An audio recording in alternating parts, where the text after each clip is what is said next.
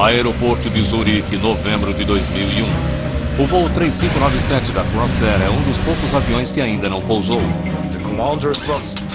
O comandante voava partindo de Zurique nos últimos 20 anos e, portanto, estava bem familiarizado com o aeroporto. A controladora sozinha na torre acompanha a aproximação. Aproximação pista 28. Contato visual com o solo, prosseguindo. Processo 3597. Velocidade para aproximação final. Mas por algum motivo a tripulação não consegue encontrar a pista. Troca. Ele disse que viu a pista a 1,3 milhas.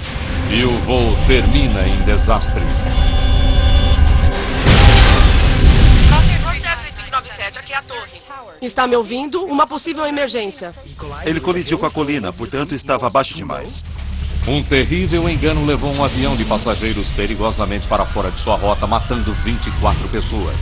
As investigações irão chegar a um profissional treinado com um passado surpreendente.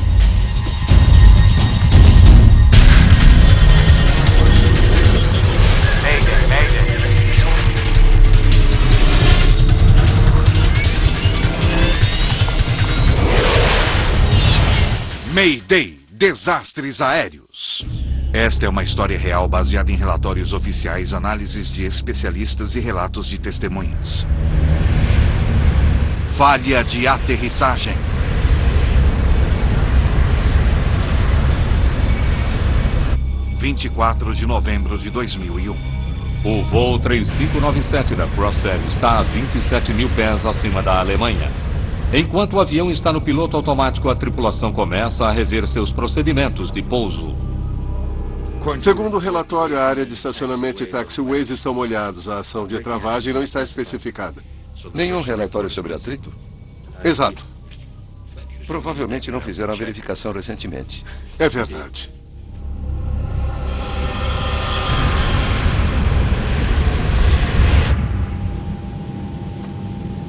É o último voo do dia nesta movimentada rota europeia.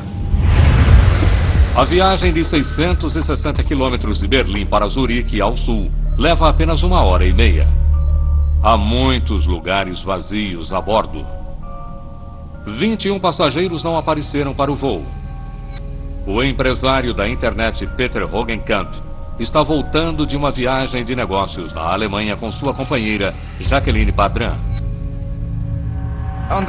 Naquele dia queríamos tomar o trem, mas tínhamos de estar em Zurique para a cerimônia de abertura da feira.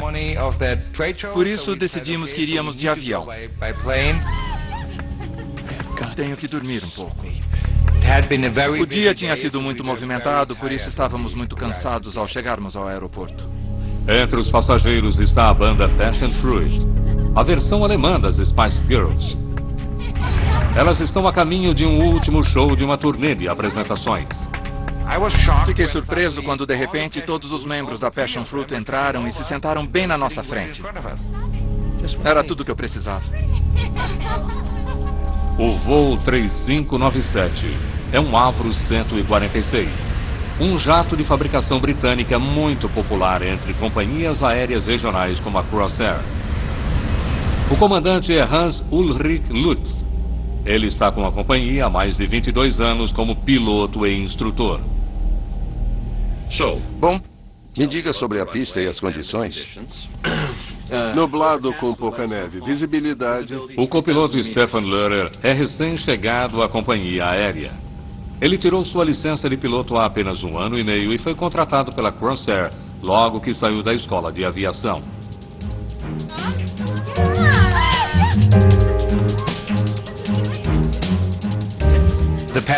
As Passion Fruit estavam fazendo muito barulho, estavam animadas.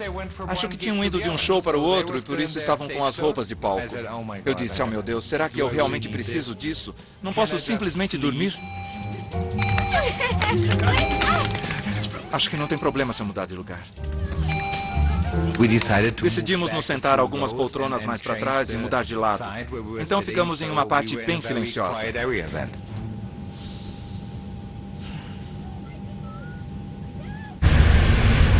Crossair 3597 liberado para nível de voo 160. O voo está um pouco atrasado e deve pousar em Zurique em menos de meia hora. Segundo as últimas informações, vamos usar a pista 14. Que tipo de aproximação? Aproximação ILS. Muito bem. ILS, ou Sistema de Aproximação por Instrumentos, significa que os pilotos serão orientados até a pista por sinais de rádio transmitidos do aeroporto. E uma decisão de altitude de 1.602 pés. Me avise quando estiver a 100 acima do mínimo. Entendido, 100 acima do mínimo. Os computadores sofisticados do avião irão fazer a maior parte do trabalho durante a descida. No aeroporto de Zurique, o clima está piorando, está nevando e a visibilidade está ficando ainda mais reduzida. Crossair 3191, vire à esquerda, direção 150. Na torre, os controladores iniciaram uma rotina noturna. Um supervisor envia uma mensagem notificando as tripulações que a pista 14 está fora de serviço devido a uma lei nova e polêmica. Aviões que pousam na pista 14 precisam voar sobre a Alemanha em sua aproximação, mas as pessoas na Alemanha há muito se queixam do barulho. Em função da questão política, os aviões tinham de voar sobre a Suíça em sua aproximação final para o aeroporto de Zurique devido ao ruído.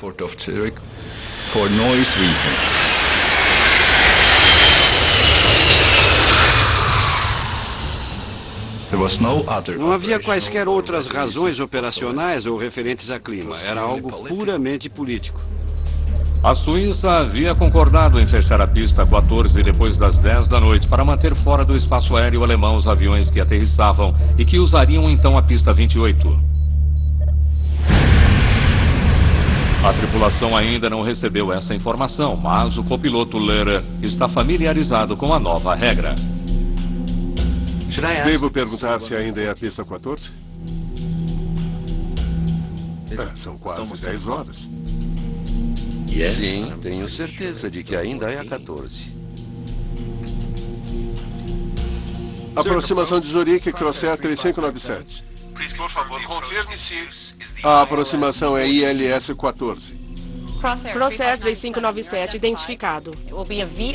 Será uma aproximação VOR-DME, pista 28 para vocês. O que vai ser depois? Tá bom. Tá. Ao contrário da pista 14, com seus sofisticados sistemas de pouso por instrumentos, a pista 28 não está equipada com ILS. Ao contrário, ela tem um sistema menos preciso de navegação, o VOR/DME. Um rádio farol envia informações para um avião relativas à sua distância da pista e se ela está à direita ou à esquerda dele. O sistema não fornece orientação sobre a altitude do avião. Pilotos preferem não fazer aproximações VOR, pois elas exigem uma maior carga de trabalho por parte da tripulação. Os pilotos sempre preferem uma aproximação ILS, porque eles recebem orientações sobre a inclinação de aproximação e também podem usar seu piloto automático para guiá-los, literalmente até a pista. Devido à sua tecnologia menos precisa, a pista 28 era raramente usada para pousos antes da nova lei anti-ruído. Entendido. Rebriefing para a pista 28, carta de navegação 13-2. Agora o comandante Lutz abandona a aproximação ILS que planejava e prepara seu copiloto para a nova aproximação de não precisão. Está familiarizado com a aproximação para a 28? Sim, fiz isso algumas vezes. A equipe verifica todos os detalhes de como irão se aproximar do aeroporto de Zurique. Leste, 6.000 pés. Faltam apenas alguns aviões para aterrissar esta noite, incluindo o voo 3597 e 2 outros voos da Crossair logo à frente dele. À medida que os aviões se aproximam da pista, os controladores precisam mantê-los separados. Crossair 3597, reduzir velocidade para 180 ou menos. Velocidade 180 ou menos, Crossair 3597. O comandante Lutz faz a última curva para alinhar seu avião com a pista. 160 nós. Agora o avião está em meio ao clima fechado ao redor de Zurique. No aeroporto, o segundo voo da Crossair aterrissa na pista 28. Faltando apenas o voo 3597, o supervisor decide ir para casa mais cedo. A controladora responsável pela aeronave é a única na torre.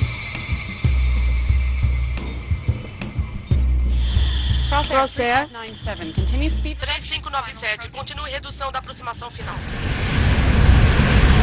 Torre de Zurich, aqui é Crossair 3891. Ela recebe um relatório do avião que acaba de aterrissar. A visibilidade de aproximação na 28 estava limítrofe, só conseguimos ver a pista a 1,3 milhas. Mas o comandante Lutz conhece bem o aeroporto de Zurique. Ele continua em direção à pista. Prende pouso. O avião começa a fase final da aproximação. Tripulação de cabine. Preparar para aterrissar. O comandante Lutz começa a diminuir a velocidade do jato, colocando-o em uma descida acentuada.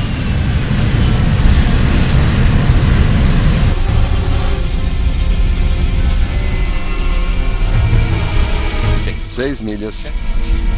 Sim. Flaps 33. Flaps 33 selecionados. Verificação final. Verificação final. Confirmados 3 verdes. Verificado. 116 nós. A descida fica ainda mais acentuada.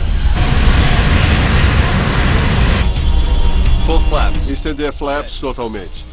Entendido. O voo 3597 está a cerca de 3 minutos da pista.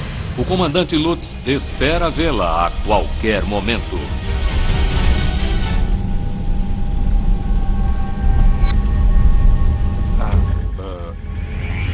Sem acima. Contato visual com o solo? Sim.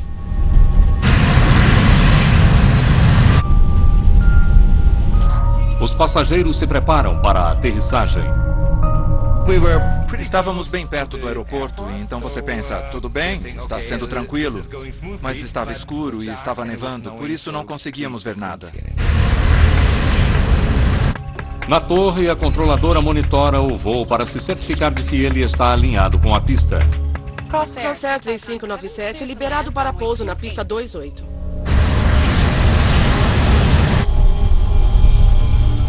Dois 4 mínimo. 2-4.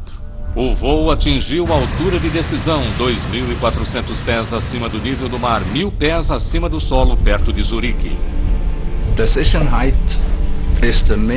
A altura de decisão é a altura mínima que você pode descer antes de decidir se consegue ver a pista e prossegue com a aproximação visualmente ou se decide dar voltas. Contato visual com o solo, prosseguindo. 500. O comandante Lutz ainda não consegue ver as luzes da pista, mas sabe que o voo à frente dele teve o mesmo problema. Troca. Ele disse que viu a pista a 1,3 milhas. Eles deveriam estar quase em cima da pista agora, mas por algum motivo eles ainda não conseguem vê-la. Vamos dar a volta? Crossair 3597. A equipe decide abortar a aterrissagem Dar a volta! Dar a volta. e leva o avião ao seu limite em um esforço para fazê-lo subir. O comandante Lutz acelera os 4 motores do seu avião enquanto aborta a aterrissagem no aeroporto de Zurique. Mas é tarde demais. Não há tempo suficiente para os motores chegarem à potência máxima e desviarem de uma colina coberta de árvores que surge repentinamente à frente deles. Moradores de um vilarejo nas proximidades testemunham os momentos finais do voo 3597. Eu estava passeando com meu cachorro e de repente vi o avião vindo por detrás da mata, da colina. E eu pensei, está muito baixo e não está na mesma rota em que os aviões normalmente chegam para aterrissar no aeroporto de Zurique. O jato corta o topo das árvores.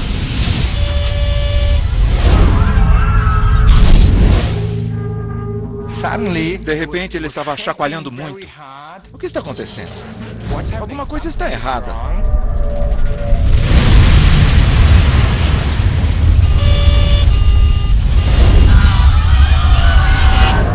Momentos depois, o avião mergulha na encosta.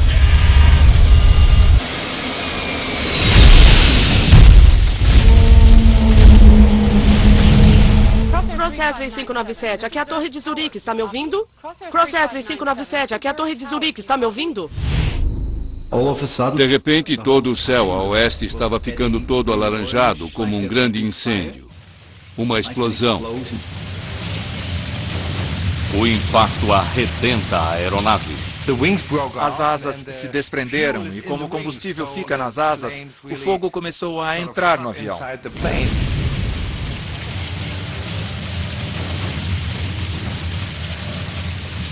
3597. Aqui é a Torre de Zurique, está me ouvindo? Aqui é a Torre de Zurique. Temos uma possível emergência no setor leste de aproximação. Repito, setor de aproximação leste. O voo 3597 da Crossair caiu perto do vilarejo de Bassersdorf, a nordeste de Zurique. Algumas pessoas sobreviveram ao acidente, incluindo Peter Hogenkamp e Jacqueline Badran. Eu realmente não me lembro de como saímos dali, porque a parte traseira foi cortada e nós simplesmente conseguimos sair. Um membro da banda Passion Fruit também sobrevive, mas suas duas companheiras de banda, sentadas apenas uma fileira à frente dela, são mortas. Eu pensei, quando lhe dão as instruções no início do voo, quando você entra no avião, por que é que eles nunca lhe dizem o quanto você deve se afastar de um avião em chamas? Porque eles nunca lhe dizem isso. Vamos sair daqui. Então pensei, eu não sei, 100 metros. Em questão de minutos, as equipes de emergência chegam ao local do acidente. Ei! Aqui! Aqui! 24 das 33 pessoas a bordo do voo 3597 estão mortas, incluindo o comandante Lutz e o copiloto Stefan Löhrer.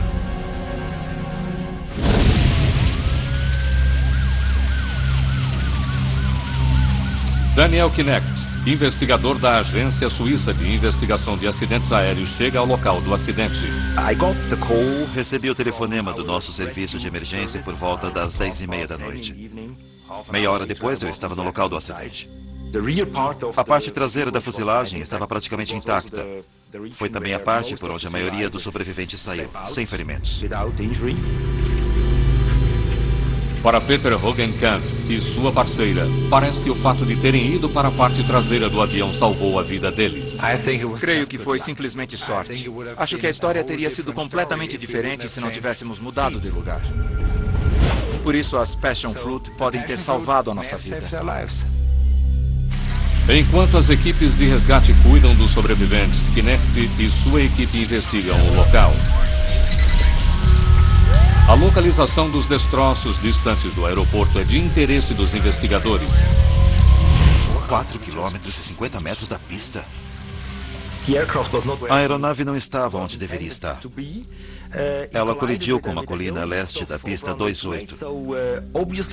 Por isso, ela estava baixa demais. E a primeira pergunta era, por que o avião estava tão baixo?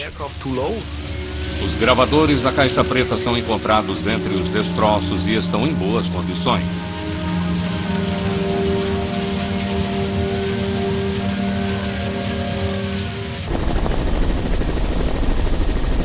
Investigadores sabem que este é o pior desastre da aviação em território suíço em mais de uma década e eles estão sob pressão para encontrar respostas rapidamente.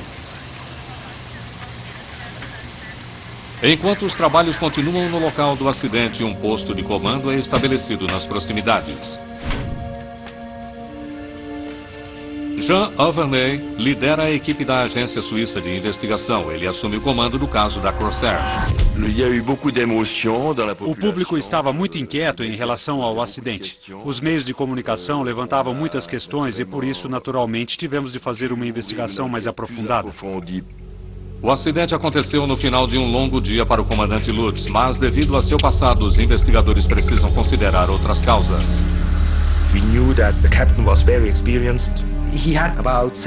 Sabíamos que o comandante era muito experiente. Ele tinha cerca de 17 mil horas de voo. Era instrutor de voo e examinador de voo. E estava na empresa há mais de 20 anos.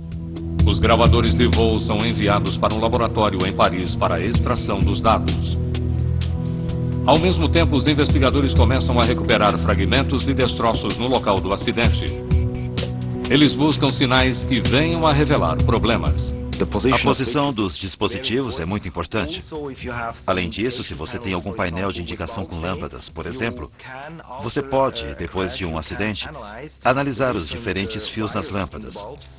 E então, determinar, por exemplo, quais as sinalizações ou até mesmo quais avisos estavam ativados no momento do impacto. Um investigador se depara com a peça intrigante dos destroços. Os medidores de combustível fornecem informações sobre a gasolina que flui para os 4 motores turbo do avião. Curiosamente, um deles está instalado de cabeça para baixo. Isso levantou uma série de perguntas para nós e para os meios de comunicação. Todos queriam saber como era possível pilotar um avião com um instrumento instalado de cabeça para baixo. Não era um instrumento muito importante. Ainda era possível fazer as leituras, mesmo instalado de cabeça para baixo. Mas se este problema óbvio nunca fora corrigido, o que mais poderia estar errado com o avião? Obviamente havia problemas de manutenção. Analisamos como a empresa estava fazendo a manutenção dos aviões.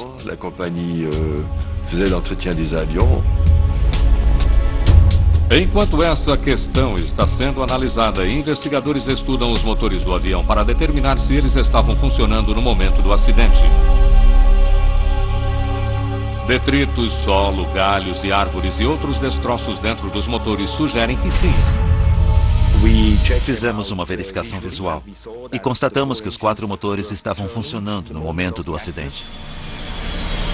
As autoridades precisam ter certeza. Elas terão de comparar o que descobriram com os dados nos gravadores do voo. Nesse meio tempo, o local do acidente sugere que alguma coisa poderia ter desviado tragicamente a tripulação em sua descida para o aeroporto de Zurique. Knecht se concentra nas cartas de voo usadas para planejar sua aproximação. O problema estaria na aproximação ou com a aeronave? Essa era uma pergunta frequente ao iniciarmos a investigação. Está familiarizado com a aproximação para 28? Sim, fiz isso algumas vezes. A carta de aproximação fornece aos pilotos direções para a pista, Trasading, Zurique. detalhes sobre as frequências de rádio, assim também como altitude e velocidade para diversas etapas da aterrissagem. Ao verificarem uma carta de aproximação como a usada pela tripulação, eles fazem uma terrível descoberta. A carta não mostra a colina em que o avião bateu. Uma carta de aproximação é algo muito importante, pois uma indicação incorreta na carta poderia facilmente levar uma tripulação a um erro. Bom, me diga sobre a pista e as condições. Nublado com pouca neve e visibilidade. Uma carta incorreta teria certamente sido um perigo para uma tripulação não familiarizada com o aeroporto de Zurique. Mas Lutz havia decolado e aterrissado em Zurique inúmeras vezes. Ele e o copiloto estavam baseados na cidade. Creio que o comandante voava partindo de Zurique nos últimos 15 a 20 anos. Por isso ele estava bem familiarizado com o aeroporto. Investigadores concluem que a carta de aproximação, embora com problemas, poderia ter confundido algumas tripulações, mas não esta. Algumas notícias definitivas finalmente chegam. Os dados do motor, a partir da caixa preta, confirmam as observações feitas no local do acidente. Era fácil verificar que os motores estavam funcionando normalmente. Outra possível causa do acidente é eliminada da lista, falha mecânica. Agora os investigadores consideram outra possibilidade. Eu cobri a posição oeste da aproximação na noite do acidente. Será que o controle de tráfego aéreo poderia ter de alguma forma se equivocado? Investigadores estudam registros da noite do acidente e descobrem algo desconcertante. A torre de controle do aeroporto de Zurique estava sem pessoal suficiente no momento do acidente. Ele saiu antes do término do turno. O supervisor da torre foi para casa mais cedo, deixando um controlador sozinho orientando a aterrissagem do voo 3597. Ela era relativamente jovem e, digamos assim, não tinha tanta experiência. Os investigadores analisam as transcrições das conversas entre aquela controladora de tráfego e a tripulação do voo, procurando sinais de que ela tenha cometido algum erro. Crosshair 3597 identificado. Crosshair 3597. Aproximação 3597. Crosshair 3597. Crosshair 3597.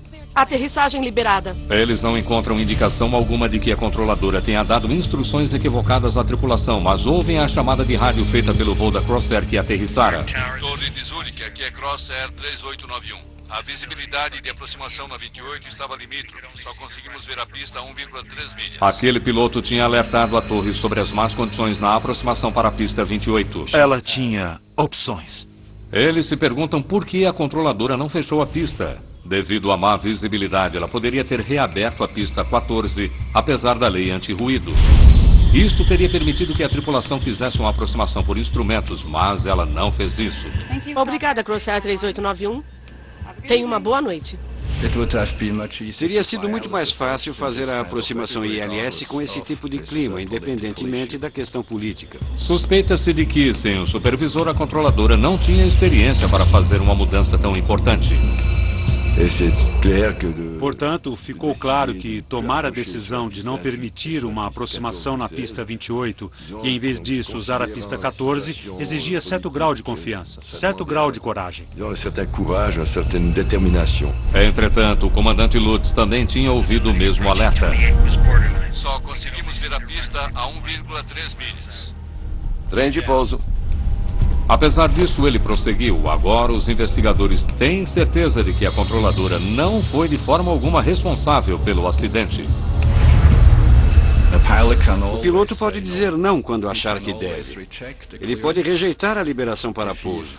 Se ele achar que a aterrissagem pode não ser possível, ele tem a liberdade de rejeitar uma liberação de aproximação e pedir uma diferente. Já o Verney não consegue entender por que o comandante Lutz não fez exatamente isso. Ele deveria saber que não tinha de fazer uma aproximação de não precisão com mau tempo. Quando vimos o erro que o piloto havia feito, imediatamente nos perguntamos como é possível. Pois para um piloto experiente, que é instrutor, aquele era realmente um erro básico. O Verney está começando a se perguntar se alguma coisa na longa carreira de Lutz esconde pistas sobre seu comportamento na noite do acidente. Os pesquisadores descartam uma a uma as possíveis causas do acidente com o voo 3597 da Crosshair. Eles esperam que a resposta sobre o destino do jato esteja no gravador de voz da cabine, ou CVR. Depois de aguardar vários dias para que os dados fossem enviados da França, agora escutam atentamente, buscando quaisquer indícios que possam explicar por que o avião estava voando tão próximo do solo e tão longe do aeroporto. E as autoridades encontram mais do que esperavam. O CVR não só estava completo, mas o comandante Lutz oferece um comentário sobre tudo o que faz. E inboard track 275. Velocidade verificada. Flaps 18. É praticamente um roteiro para entender o que aconteceu na cabine do piloto. Não é usual que o piloto do voo fale tanto sobre o que está fazendo ou o que está vendo. E para a investigação isso ajudou muito. Contato visual com o solo? Sim. Investigadores descobrem que a tripulação do voo 3597 estava procurando a pista e acreditava que logo fossem vê-la. Pela gravação, vimos que o comandante e o copiloto não estavam com receio ou com a sensação de que alguma coisa estava errada. Mas o que eles não sabiam era que, na verdade, o avião estava a 4 milhas de seu destino. Droga! Ele disse que viu a pista de 1,3 milhas. 300. Obviamente, o comandante Lutz achava que o seu jato estava mais perto da pista do que realmente estava. E investigadores consideram a possibilidade de que ele tenha sido mal orientado por seu equipamento de medida de distância, ou DME, que deve informar os pilotos sobre a que distância eles estão do aeroporto. A indicação do DME teria lhes dado a distância. Então teria imediatamente detectado que ele estava abaixo da rota de aproximação. Talvez o DME do voo 3597 estivesse com problema. Embora ele tenha sido recuperado dos destroços, é impossível dizer que informações os pilotos receberam. Mas há outra maneira de verificar se o dispositivo estava funcionando. A distância do DME não é registrada no FDR, mas em 2 ocasiões os pilotos mencionaram a distância. 6 milhas. Sim. Mas será que o comandante Lutz estava de fato a 6 milhas da pista ao dizer que estava? Investigadores comparam o momento em que Lutz consultou o DME com dados de radar da posição da aeronave naquele exato momento. E verificam que quando os instrumentos de Lutz lhe mostravam que ele estava a 6 milhas, aquela era exatamente a posição dele. Sabíamos, portanto, que os pilotos tinham uma indicação da distância naquele momento. Um problema com o instrumento já pode ser descartado como causa da queda, o que apenas aumenta o mistério. Temos contato visual com o solo, prosseguindo. Se o instrumento estava funcionando, por que Lutz acreditava estar mais perto da pista do que de fato estava? A resposta não está no que os investigadores ouvem no gravador de voz, mas no que eles não ouvem. Não vejo nada depois de 6 milhas.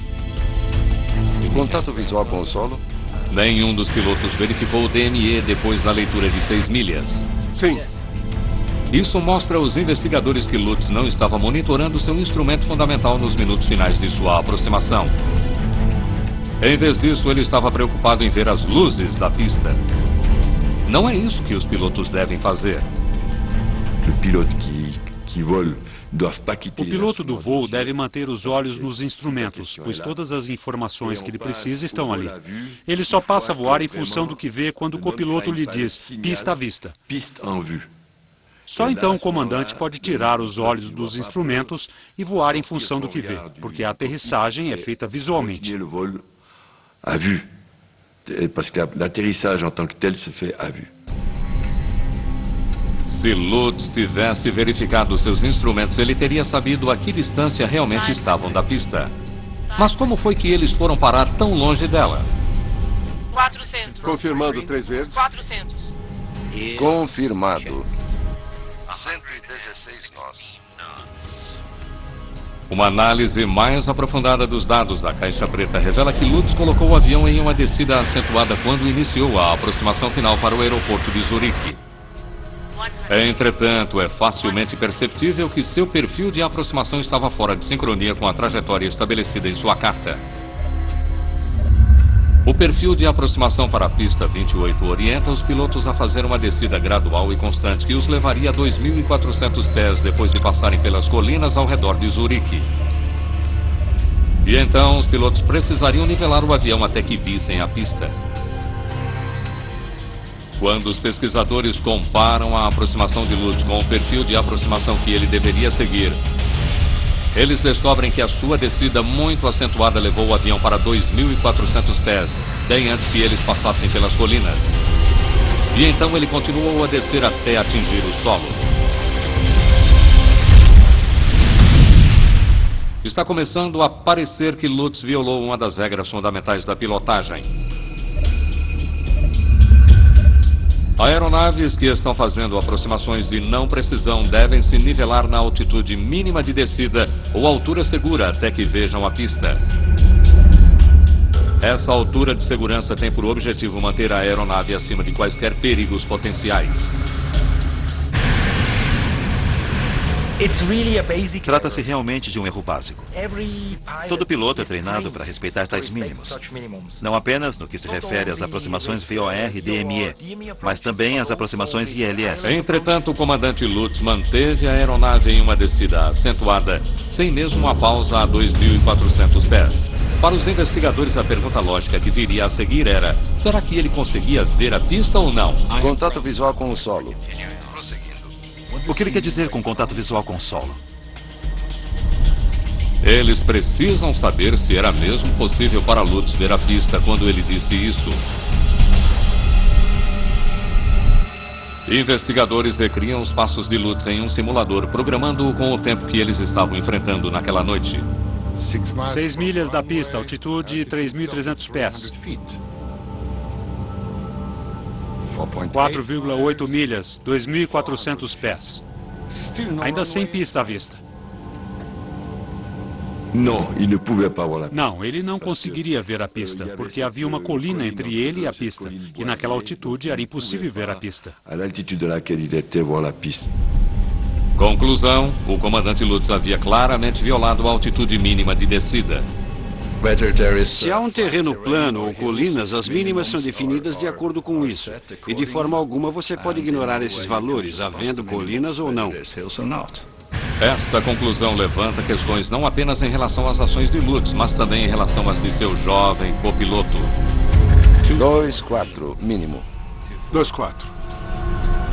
Prosseguindo. Um copiloto não deve deixar seu comandante violar altitudes mínimas de descida.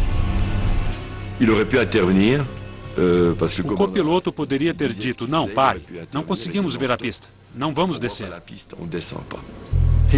Ele considerava seu comandante um velho piloto com muita experiência que não cometeria erro algum.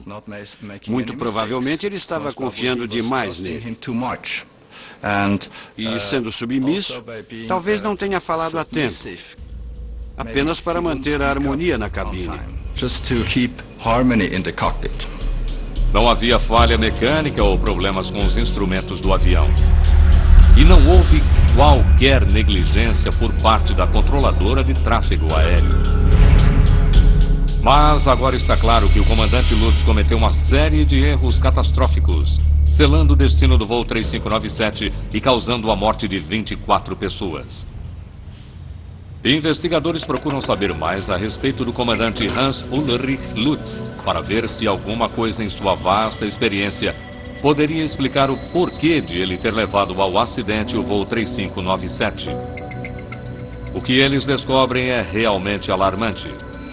Lutz se candidatou à escola de pilotagem aos 17 anos de idade. Ele foi rejeitado 3 vezes devido à sua falta de educação.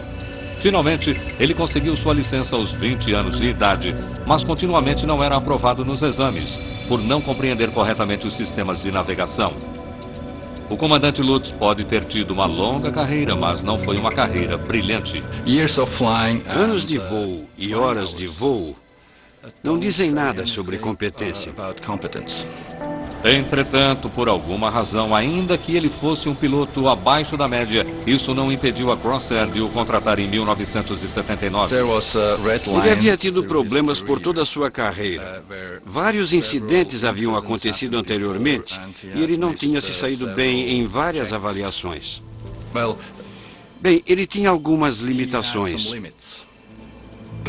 Mas para mim, o que é difícil de entender é por que, ainda que essas limitações tivessem sido identificadas, tomou-se a decisão de mantê-lo voando. As habilidades limitadas do comandante Lutz continuaram em seu novo emprego. Como comandante em uma excursão aos Alpes suíços, ele cometeu um erro de navegação e foi parar na Itália. Ele só se deu conta de seu erro quando seus passageiros avistaram placas de trânsito em italiano. Em outro incidente, ele destruiu um avião de $1,5 milhão, depois de inadvertidamente recolher o trem de pouso quando o avião ainda estava na pista. As falhas de Lutz forçaram a Crossair a demiti-lo como instrutor, embora lhe permitissem continuar a pilotar aviões de passageiros. Eu faço pessoalmente avaliações de pilotos. E ele nunca teria passado por minha avaliação com uma recomendação positiva. Entendido. Rota de aproximação 1. E investigadores se perguntam por que a Crossair teria permitido que Lutz continuasse a pilotar se ele não era competente. A resposta parece ser o fato de eles não terem muita escolha.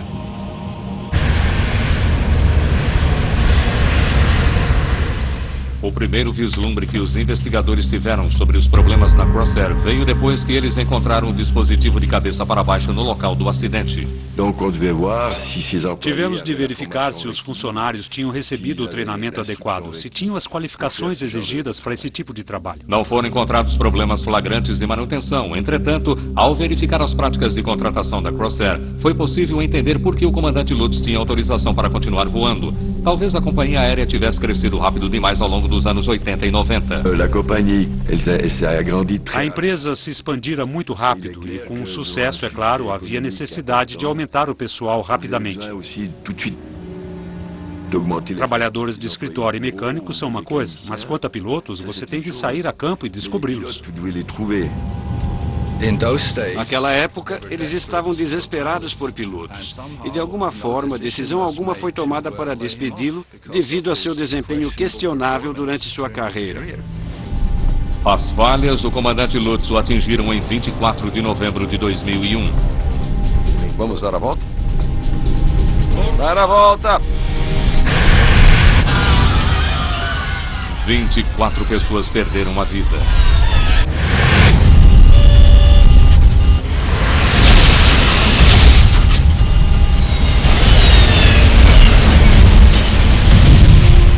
Após a divulgação do relatório do acidente, mudanças radicais foram feitas.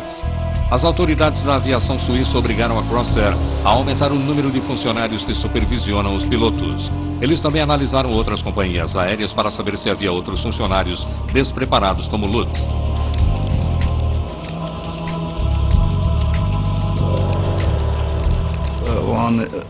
Uma coisa é certa, o processo de seleção melhorou consideravelmente. E claro, a conscientização das pessoas acerca de seu desempenho no decorrer de suas carreiras aumentou consideravelmente.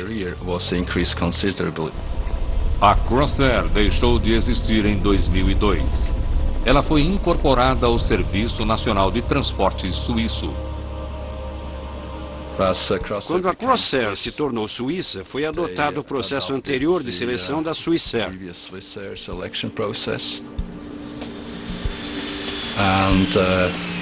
E hoje, depois de 9 anos do acidente, posso dizer que a segurança melhorou consideravelmente, assim como a qualidade dos pilotos contratados por empresas como a Swissair.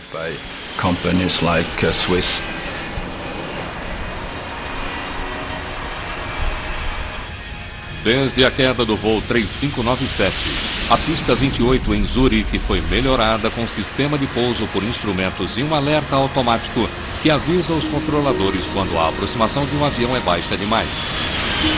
Nunca houve outro acidente envolvendo aquela pista. Entretanto, a tragédia com a Crossair e as circunstâncias que a provocaram não são um caso isolado. Companhias aéreas regionais têm crescido no mundo todo desde os anos de 1980, principalmente nos Estados Unidos, onde elas respondem por metade de todos os voos e transportam 100 milhões de passageiros por ano. Na pressa de atender a demanda dos consumidores por viagens aéreas baratas, essas companhias costumam contratar pilotos menos experientes, pagando-lhes salários muito mais baixos do que seus colegas recebem em grandes companhias. Algumas companhias nem sequer testam seus pilotos em relação às competências básicas. Não existe tal coisa como uma avaliação obrigatória do piloto antes de sua contratação. Isso não existe. Colgan Air. Em fevereiro de 2009, um dos seus aviões caiu em Buffalo, Nova York, matando 50 pessoas. O acidente foi atribuído às ações de uma equipe inexperiente. Uma sinistra lembrança do desastre da Crossair e que chamou a atenção para a urgência de se melhorar a supervisão de pequenas companhias. Se você está fazendo um produto para uma empresa grande e você comete um erro, você pode perder parte do mercado, pode perder alguns clientes. Mas uma companhia aérea pode perder um avião, pode perder sua tripulação e passageiros. Os riscos são muito diferentes. Ce qui naturellement a des causes un peu différentes.